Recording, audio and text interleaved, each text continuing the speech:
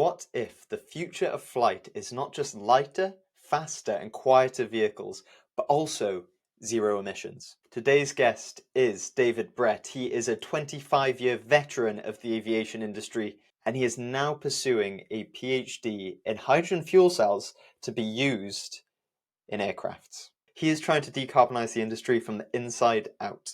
By the end of this episode, you're going to know exactly what the new and emerging aviation technologies are, and what fuels could be powering your next flight on holiday, or in 2050. David's going to share his journey, the challenges that he sees the industry having ahead of itself, but he's also going to share why he's optimistic about how this sector can decarbonize and reach net zero by 2050. David, it's 2050 and I'm headed to the airport. What kind of plane do you think I will be boarding? And how has the flying experience changed by then?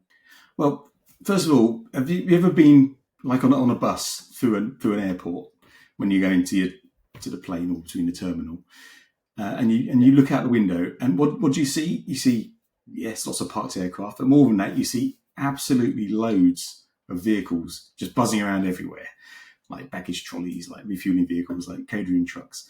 They're everywhere. Now, currently, they basically all run on diesel. So, they're all pumping out a huge amount of emissions, and the local air quality, you probably smelt it in a big airport, is pretty bad. So, I think the first thing, putting aside the airplanes for a minute, the first thing is that all of that should be got rid of, and we're 100% electrified or zero emission vehicles. I think by 2050, that is totally doable, and I don't really see any excuse for that. It feels like a small win, but actually if you live near an airport, it's a big win because air quality is a big problem around airports. You will also, I think, start to see some really different aircraft designs. So you'll see things we'll talk about later in this episode as well, so things called electric air taxis. I think you will see them starting in the next, within 5 years, I hope, which are basically like your little drone, your quadcopter drone. But imagine that kind of inflated to be able to fit 4 people inside it. And like they're going to be kind of everywhere. Yeah, I mean, they're quite cool looking. There's a big market for them. There's a lot of players at the moment developing those aircraft, and they're all kind of ambitions to get these airplanes flying within the next couple of years. Maybe starting with cargo, but certainly onto people pretty quickly. So you're going to see them around everywhere. And I think especially in places like the US, take New York as an example, we've got 3 big hub airports very close to each other. They're going to be buzzing between those airports, taking people between them all the time. They're 100% electric, so you're gonna see them. I think you'll also start to see some airplanes which look quite different. By then, I think you'll see what are called open rotor engines. So imagine like a classic jet engine, but without the kind of the external cowling around it, so you see all of the rotating parts. I think you'll see them. We've been talking about them in the industry for about 20 years, but they're getting closer. They're technologically closer, so I think you'll see that. And I think we'll touch on this elsewhere in the discussion. But if we're going to move to a different fuel, which we really need to do to hit the sustainability targets, then the fuel is so central to the aircraft design. You're going to see different aircraft designs because they have to be designed around storing a very different fuel. And so I don't think you'll see tube and wings like we have, at least not quite the same shape of tube and wings. I think we're going to have to be a bit more imaginative and a bit more different. So I think we're all going to have to get used to looking at airplanes which look different. They feel very different on the inside. They may be more like a flying wing kind of shape rather than a tube and wing. Imagine a big flat thing. It looks a little bit more like you see with a stealth bomber, that kind of footprint, but obviously not stealth bomber. Obviously, luxurious aircraft inside it. But the point is that I don't think you're going to have the same kind of feel of a tubular cabin with windows down each side. You might not have many windows. There'll be lots of other things you can have instead of windows. Project the image onto a wall from cameras on the outside of the airplane, so you can still feel it outside, but you can't see it through a window. And I think if we think about all those kind of things, it completely changes the kind of airplanes we'll have completely changes the possibilities that we've got for fueling those airplanes, and hence we can continue to enjoy global travel, fast global travel, but without the hassle of killing the atmosphere. Mm. So you've touched on we're not killing the atmosphere, or less so. We'll keep having the accessibility of being able to travel far and wide, but what will the cost be? Do you expect prices of plane tickets to go up or down? Say going from London to New York, what will the price difference be between now and then, if you had to take a guess? Well, that's to actually put a number on it at the moment, Ben. I think it's Mm, really, really hard. I think inevitably it's going to go up. mm, If yeah. you take a step back and think what's the industry done for 50 years? When were Concorde and the 747? They were designed in the 60s, flew in the 70s, 50 years ago. And what's Mm, the industry been doing since then? Was that the peak? A lot of people say it was. Well, the point is that what we've been doing since then is relentlessly driving optimization and efficiency into absolutely everything, meaning that by now you can fly on an aeroplane which probably uses half the fuel that a 747 would for the equivalent number of people on the same distance. wow. Hence, half the emissions as well per the aeroplane. But at the same time, by making everything so efficient, we brought the price down massively, or the cost down, and hence the price down for your ticket. And that's totally opened up uh, air travel to everybody. It's not like it was back in the 70s and 80s, still when it was really just starting to become kind of widespread. It's now normal to a vast number of people on the planet. Mm, So, but that's been because we've had a fuel which is incredibly good at its job, pretty cheap to produce, and we've able to optimize the airplanes knowing that fuel is kind of almost in unlimited supply to a large extent. So we, as an industry, we haven't had to focus on anything else. Now we have to focus on the everything else. And mm, in doing that, we are quickly discovering that every other fuel in some way is not as good as aviation fuel currently is. It's just too good at its job. And so, in order to come back to that, we have to completely change the aircraft design, the systems around the aircraft, and the availability of different fuels. All of that is incredibly expensive, and I think that's going to be the problem that we face as a travelling public in the next 20, 30 years, is that as the industry moves from one technology to another, that technology change is incredibly expensive, and it's only going to mm, ultimately be felt by people paying the bills for the travel.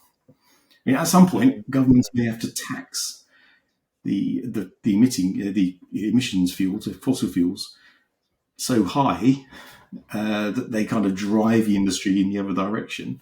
But that doesn't mean that the alternative at the moment is cheap, because we're still at the start of the journey on those other fuels. So I think it's going to get more sure. expensive. To answer your question about how much, I don't know. I would say probably at least double, to be honest, but I don't know for sure Oh, if it's wow. going to Okay. be that. Okay. So kind of moving on to what you were talking about the different fuels and the different technologies, which are exciting you most right now in the sustainable aviation technologies, and where do you see the real potential and maybe the drawbacks, like you were saying about different fuels like electric or hydrogen fuel cell or sustainable aviation fuels, SAFs? Where do you see the risks and the opportunities of those kind of fuels? Yeah, you mentioned the big ones. So there are really only a few alternatives that are in any way suitable for aviation. There's fully electric, there's hydrogen electric, which is hydrogen powered fuel cells to produce electricity. There's hydrogen combustion, and there's sustainable aviation fuels. There's really about your only options. So we can talk about all of those in a little bit more detail. So if we just look at electric to start with, and electric is clearly the most mature, like it is in cars. Um, in similar to cars, but much more of a problem for aeroplanes, the weight of those batteries is their killer. So they're very attractive at the moment because they're relatively cheap, they're available, but they just don't meet the performance requirements, or because they just don't hold enough energy compared to the amount of mass that they take. But there are electric aircraft already out there. There's a thing called a Pipistrel Velis Electro, which is a nice little two-seater aeroplane, little sport aeroplane, just a classic two-seater prop-driven sport aircraft made by Pipistrel, which is a Slovenian company. That was actually certified 5 years ago. It's got a 20 kilowatt hour battery in it, gives you about 45, 50 minutes of playtime up in the air. So, for those who've got the money and want some guilt-free fun, then, it's a perfectly good thing. But, that's 20 kilowatt hours of battery, and it only gets you 45 minutes in a tiny two-seater prop aeroplane. And if you imagine if you scaled that up, you basically can't do it. You get to the point where your batteries are too heavy and the airplane you can't actually physically lift it for the kind of range that you need for any kind of significant flight. But we spoke earlier about the quadcopter type electric kind of air taxis. Now they can work with this because that whole market is only a short-term,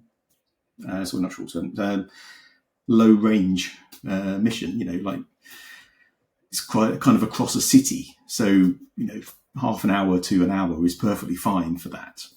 And so that's why I think they have found their niche. And there's lots of companies out there making these at the moment.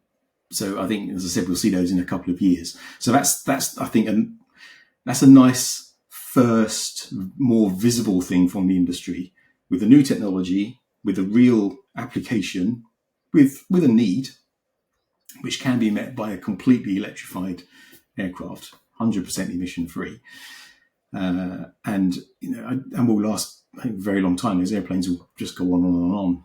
So I think they're a nice thing. So there's several of them at the moment. To give you an idea, Paris Air Show last week, a company called Eve Air Mobility, who are backed by Embraer, the Brazilian aircraft company, they took orders for 2,000 of their taxis last week at the air show. And that's just one company. There's Vertical Aerospace, who've got lots of orders. It's a UK company. There's Joby Aviation, Archer, Beta, City Airbus, Whisk. There's lots of these companies in there, and they've all got real orders, and they're all working to deliver in the next couple of years. Some have gone bust, unfortunately. The Lehman Volocopter went bust in the last year or so. It's tough out there, but some will survive, and some will do it. So that's a nice thing. That's probably, I think, about the limit for electrification. They're full 100% electric. As soon as you go bigger, then you need a fuel, and that's where we get hydrogen as a nicer option. So if you imagine up from general aviation up to a kind of what we call regional aircraft, 20 to 60 kind of seats region, fairly small range. Those aircraft actually work pretty well with a hydrogen fuel cell, but that's about the limit, because the problem with a fuel cell is as you want to make it produce more power, it physically has to grow quite a lot. Grows much more than a jet engine does. As you grow a jet engine, it's relatively small. If you look at a Boeing 777, for example, the size of the engines on that compared to an Airbus A320 or a Boeing 737, the engines are about twice as big, but they're putting out much more than twice the power. With a fuel cell system, as you scale up, you scale up almost linearly. So, it becomes twice the power, twice the size, 4 times the power, 4 times the size. So very quickly, you get to the point where the system just becomes too big. But, they're fine for the smaller airplanes. They're efficient. You can get 50% efficiency out of a fuel cell without working too hard. The problem comes with all the other stuff you put around it, like humidifiers, compressors. You still need a battery around it. And then your efficiency is a bit lower, but still pretty similar to a jet engine, but only with water as an emission, purely water vapor, nothing else. So I think they've got a good future for that niche. As you then go up to to your bigger airplanes like your 737s, 320s, 777s, and above, fuel cells don't work. Hydrogen arguably doesn't work very well because it's just not the right energy density. It's too thin, and so it takes up too much space. A litre of liquid hydrogen has only a quarter of the energy as a litre of kerosene. So you need 4 times the volume space. Now, at the moment, all of that, for bigger airplanes, all of that fuel is stored in the wings. If you want to put it outside of the wings, which you'd have to do with hydrogen, because you can't put it in the wings because it all just disappear, you have to put it inside the fuselage, and suddenly then you've got no space left for passengers. Which is why I said, I think as we go forward, we're going to have to think very, very differently about what aircraft design looks like, because the alternative fuels that we need to avoid emissions just don't work with the way that we've designed airplanes up until now. Yeah, so for the bigger airplanes, it's probably SAF, really. And so to make SAF work, we need to be a lot better at providing the feedstock to make that sustainable aviation fuel, to get away from the crude oil feedstock.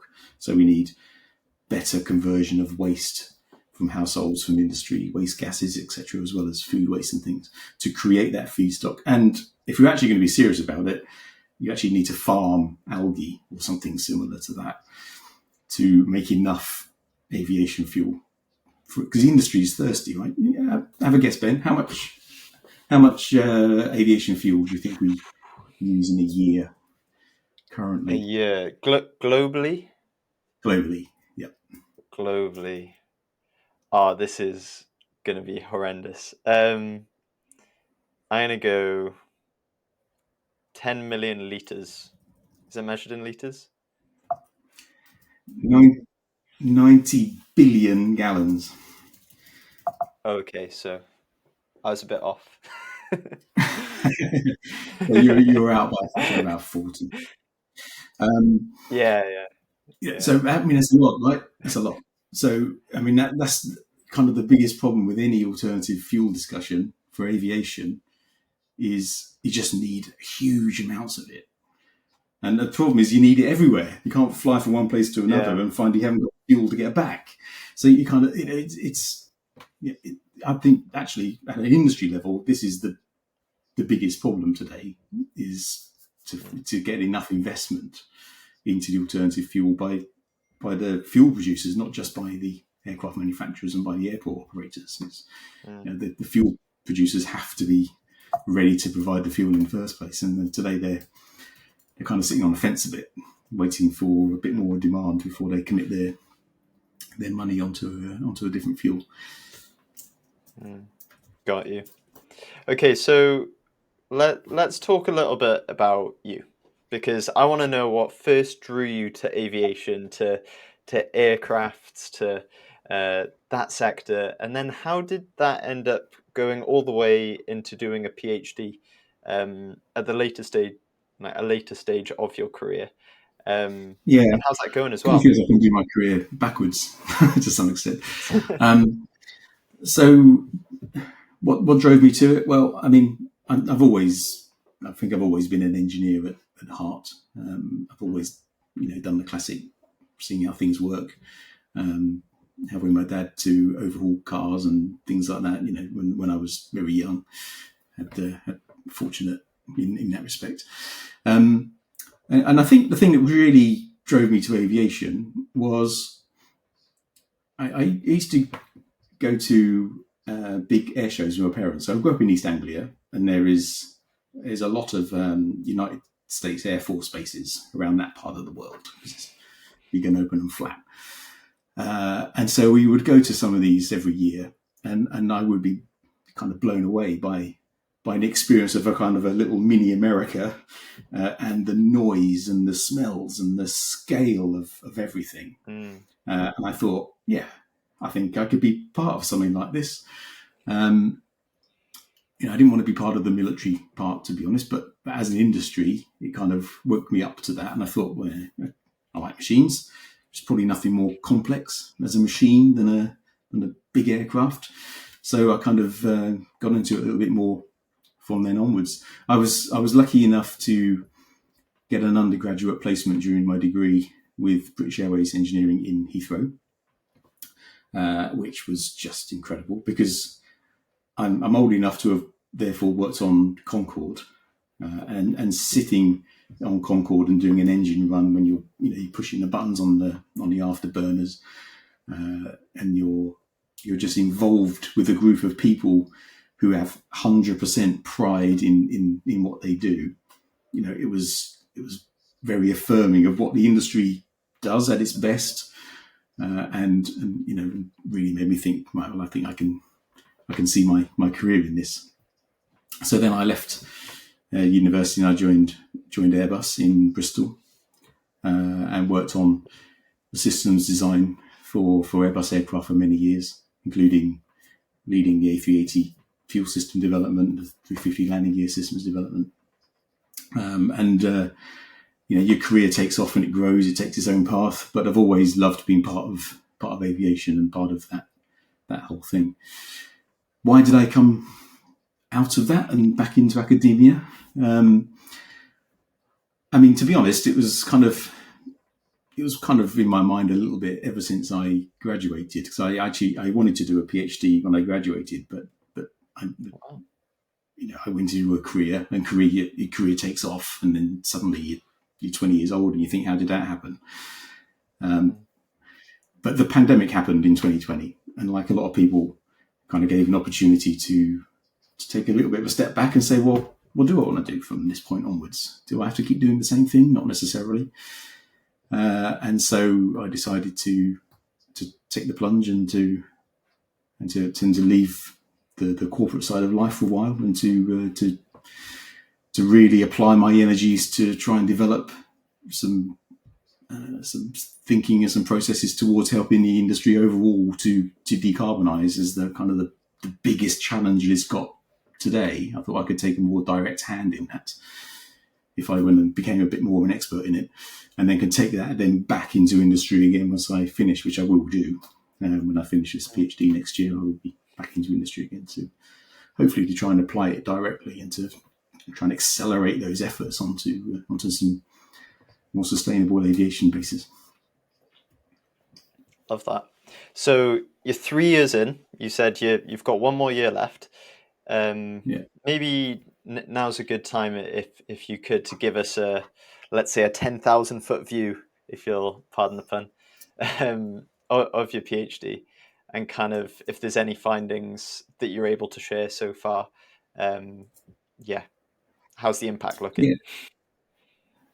So the PhD is focused on fuel cells and the application of hydrogen fuel cells to aviation, particularly for the kind of the regional scale airplanes that I spoke about, which have a power demand of about 1 megawatt. So it's big power system. That's 1 megawatt per engine. So if you've got a 2-engine airplane, you've got a couple of megawatt scale, and that's big power for this kind of systems. So what I'm looking at my PhD is not the electrical chemical part of the fuel cell itself, but the overall system that it sits within. So that includes things like the power controller, the battery systems, the power converters, the compressors. Then how can I make all of those work together in the most efficient way? Because they're just a drain on the power. So if I can reduce the drain on the power from those and get the whole system closer up to the 50% efficiency that the fuel cell itself is providing, then we just get more miles per gallon out of that precious liquid hydrogen fuel that we'll be using. And all of these little steps together, I think, will really help to move the industry step by step towards having a technology which is technically feasible, but importantly, economically feasible. These are expensive things to develop, and people aren't going to do it if they don't look like they're going to make a profit out of it at some point. And you can only make a profit out of it if you make these things efficient. And we spent 50 years making the existing stuff efficient. We were only just starting on making these systems efficient. So that's what my research is to try and make that whole system more operationally efficient, and actually I'm also looking at a way to try and make it cheaper to develop in the first place by trying to use some more common building blocks and trying to make that balance between cost, system reliability and safety, and technology improvement. Bro, it's interesting what you said about they've spent 50 years developing the efficiency of one system, and now when you switch to a new fuel, you've kind of got to play by a whole new set of rules, and you've got to go through that iterative process again. And that seems to be a common theme when I've spoken to people when switching to a new fuel like hydrogen, whether that's in industry, power generation, automotive applications, and now aviation. It seems to be this common thread through all of them. So that's really interesting. Thank you. So Yeah, you mentioned those. I think it's. Sorry, Ben. Just to comment on what you said there. Yeah, you're no, right. go on, please. I think it's just to say that it is the same in all industries, because all industries that have used fossil-based fuels, probably unwittingly, have become dependent on them. So everything that they develop is based on a small evolution and a small improvement of what they did before, because there was no reason to change it for too long. And the recognition of the need to change your technologies it's only really in the last 20, 25 years, bluntly. It should have been earlier, but it wasn't.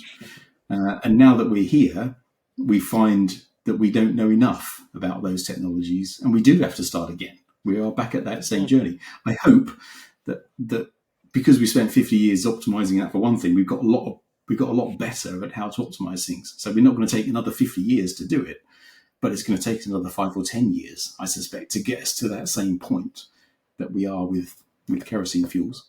So we need to get on with it. Yeah, got you. So, as far as I can understand, the aviation industry in the sector is kind of dominated by a handful of big players. So you've mentioned Airbus, I'm thinking Rolls-Royce, Boeing, these kinds of players. What needs to change in terms of how they approach things, in your opinion, or is there anything that they're doing currently which is really exciting? And how are each of them kind of playing into this race for sustainable aviation? Yeah, so I think it's fair for me to say that everybody in these kind of big organisations, they are all working one way or another towards efforts which will help sustainability. Even the optimization efforts help sustainability in a strange way. And some are doing more than others on direct new technologies. So if you take the engines, for example, Pratt & Whitney, Rolls-Royce, they're looking at ultra-high bypass ratio fans or engines, which are a step improvement in the efficiency of engines. There was a step improvement 10, 15 years ago when the industry introduced things called geared turbofans, which all new generation 737s, 320s have. And that, in a step change, that basically brought a 15% fuel improvement, fuel consumption improvement, which is a massive single step. Yeah. And they did that basically by gearing the fan so that the fan rotates at its most efficient speed rather than being driven at the speed that the turbine dictates it to be driven at. And it means you can actually rotate, you can make the rest of the engine rotate faster as it wants to and slow the fan down so that it rotates at the speed that it needs to without generating shocks at the tips. If you go too fast, you basically take the speed at the tips, goes supersonic, and that puts a huge amount of drag into the fan and totally destroys the efficiency you get back in the rest of the engine. So, that geared turbofan allowed that problem to be solved, and they're working very well now on lots of airplanes. And so the ultra fans and the kind of the next development is to take that a step further and to really drive that technology much harder, including using much better production technologies for efficiency of the fan blades and things. But that's basically an existing technology which has been optimized. You could use that with hydrogen. If you can make enough hydrogen to burn, then that is equally applicable to hydrogen. So that's even for zero emission fuel, it has a part to play. But I think we have to recognise that someone has to make a move at some point and commit to developing an aircraft. At the moment, everyone's waiting for everyone else. So the fuel suppliers, they're not really doing what they need to do to produce enough fuel because they don't have the guarantee of return on that huge investment they would need to make. The aircraft manufacturers are kind of waiting for the alternative fuel ecosystem to be in place before they move. So you got a chicken and egg situation. In fact, Airbus, I would say, were probably the strongest player in this. And they had a ambition for a long time to have a hydrogen-powered aircraft ready to go by 2035, or to launch by 2035, not to be available, but to launch by 2035. And that was their Zero E program that they called, and lots of activities going on Airbus to look at fuel cells and combustion of hydrogen. But in February, they delayed that. They cut the funding to it by about 25%, and they delayed it, basically saying that we're in danger of going too fast and spending too much money, and the rest of the industry is too far behind us.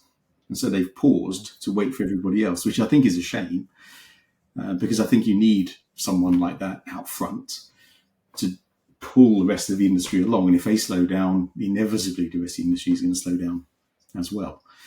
So at the moment, I'm not quite sure how we're going to get out of this kind of chicken and egg situation.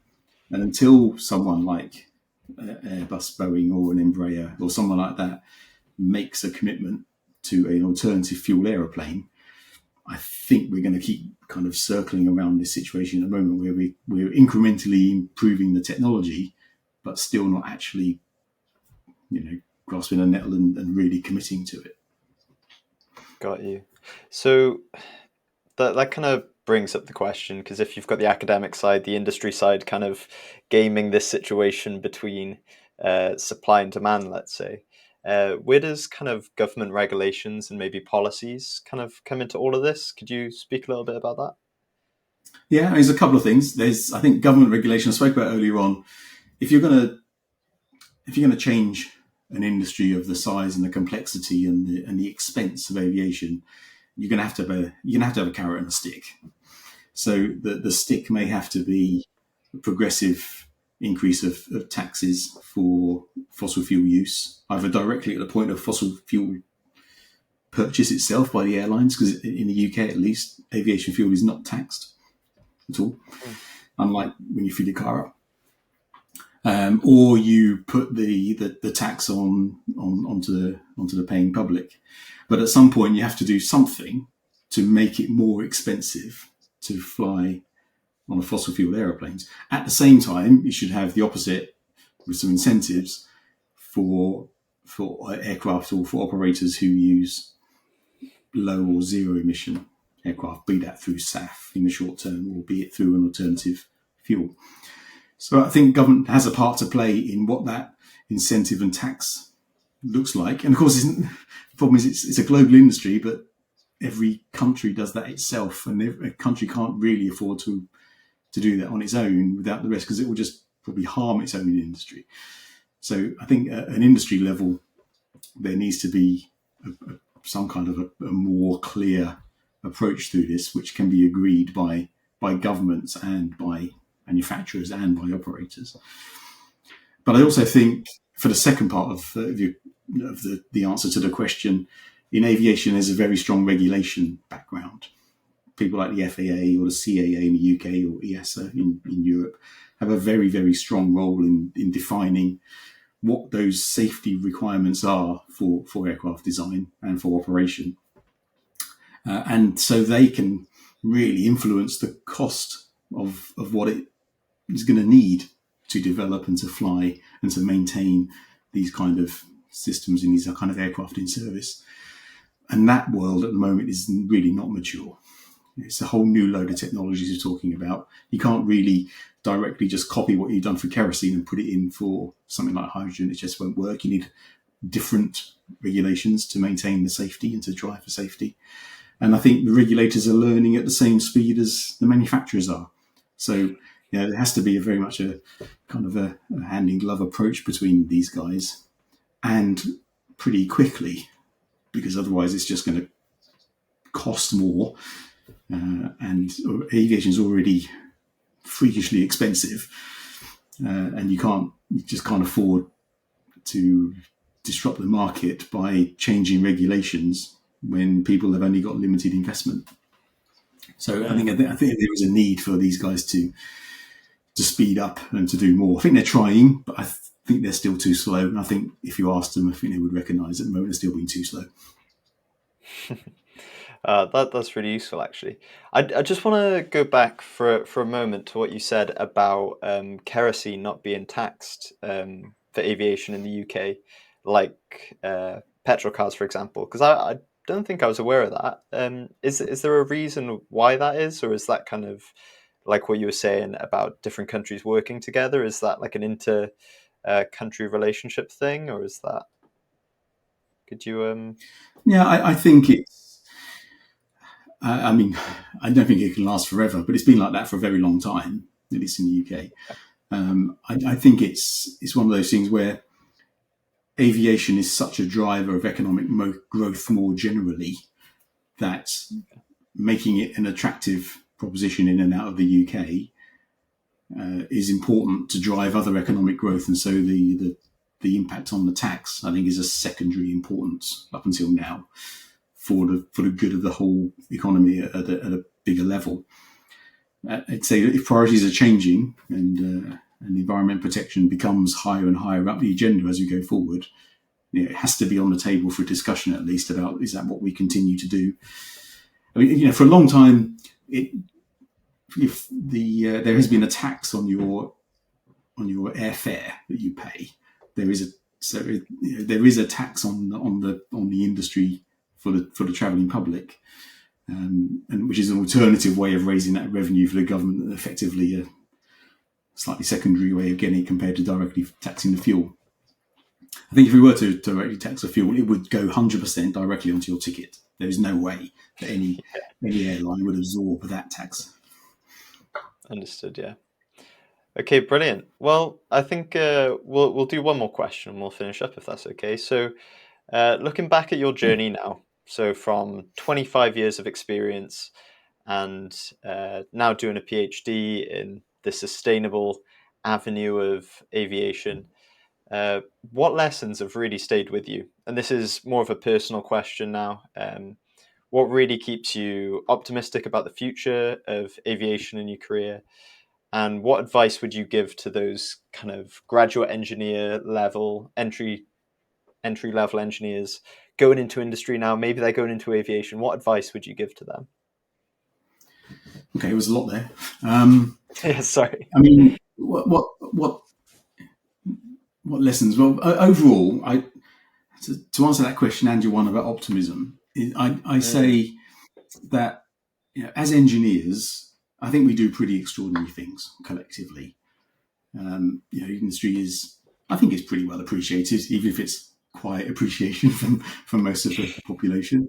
But I think if you step back and say, well, what would our world look like if engineers didn't do what they did? I mean, it would look so much less than it is in transport, in communication, in living standard, in everything, no matter what it is that you think about. And so I'm optimistic because I don't think engineers fundamentally change. All engineers enter engineering, I think, with the intention of doing good, honest work to improve the world. And I don't think that changes generation on generation. I think that's a common theme which drives all of us. And so I'm optimistic because I think we're at an interesting point in aviation right now where we need to get ourselves out of what we've been doing for 50 years and into this new world of thinking a bit more broadly, which is a little bit hard for those of us who've been in the industry for a long time, because civil aviation is a necessarily conservative thing, because safety is so paramount to everything that progress is relatively slow because the safety has to be demonstrated for every step change the industry wants to make first, before we make the step change. And so it's relatively hard to do that. But we've now got to a point where we have to get out of that cycle. We have to think broader. We have to think a bit more differently than we perhaps have been. And so I think for the new guys coming into the industry now, it's really a great time, because I think you've got more flexibility now, and I think your ideas, which may have been kind of suppressed previously 10, 20 years ago, now can't afford to be, now need to be out to the front. And really, I think I'm optimistic because I have faith in engineers, and I have faith in the upcoming engineers to have that different outlook and that different way of thinking than old stick in the muds like me have, and to really help drive the industry in the direction that we have to do to meet all of the challenges that it faces. Bro. And then one last question. Why should people go into the aviation sector? You've mentioned a few amazing things about it now, but if there was one like advertisement that you could say to graduate engineers across the country, why should people go and work with aeroplanes and aircrafts? Well, I mean, to me, everybody kind of has a bit of a fascination with aircraft. I mean, do you ever hear an aircraft go over your head and not feel a temptation to look at it? Everybody has a feeling about aircraft and aviation, and I think everybody has a bit of awe when they're sitting on an aeroplane with 300 people in it and it takes off. I think everyone's like, wow, really, this is quite cool. And you never lose that. When you're in industry, you never lose that feeling and that feeling of awe. And I think it's great for all of us in all that we do to work hard, to have a result, and then to feel utter pride and awe at that result. And I've had that several times, been fortunate enough to work on some of the biggest aircraft programs in the world. And I would absolutely love everyone else in engineering to have that same feeling. Oh, great answer. Well, thank you so much for all of your insights, David. I've learned a huge amount, and I'm hoping that everyone listening has as well. To stay up to date with David's research, there'll be his LinkedIn in the description below. If you've enjoyed this episode as much as I have, please leave a like or even a comment and subscribe, and I'll see you in the next one.